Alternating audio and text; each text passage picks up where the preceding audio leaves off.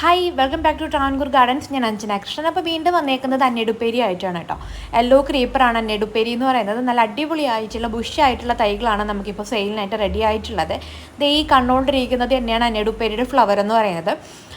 സാധാരണ എല്ലാവരും ചോദിക്കാറുണ്ട് അന്നേഡുപ്പേരിയുടെ ചെറിയ പൂക്കളാണോ എന്നുള്ളത്. അന്നേഡുപ്പേരിയുടെ ചെറിയ പൂക്കളല്ല കേട്ടോ, അത്യാവശ്യം വലിപ്പമുള്ള പൂക്കൾ തന്നെയാണ്. പ്ലാന്റ്സ് മെച്ചറാവുന്നതിനനുസരിച്ചിട്ട് പൂക്കളുടെ വലിപ്പവും ആണെന്നാണ് എനിക്ക് തോന്നിയിട്ടുള്ളത്.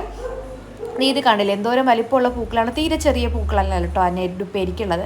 അന്നേഡുപ്പേരി എന്തുകൊണ്ട് ആൾക്കാർ ഇഷ്ടപ്പെടുന്നു എന്ന് ചോദിച്ചു കഴിഞ്ഞാൽ ക്രീപ്പർ വെറൈറ്റിയാണ് അന്നേഡുപ്പേരി, അതും യെല്ലോ കളറിലെ ക്രീപ്പർ വെറൈറ്റി.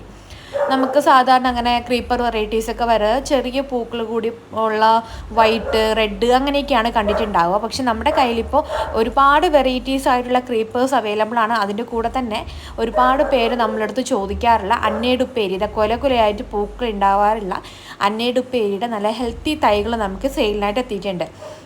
ഇതേ കണ്ടില്ലേ എന്തോരം മുട്ടുകളാണ്. ഇത് ഇത്രയും വിരിയുമ്പോഴുള്ള ചന്തം എങ്ങനെയായിരിക്കും നിങ്ങളൊന്ന് ആലോചിച്ച് നോക്കിയേ.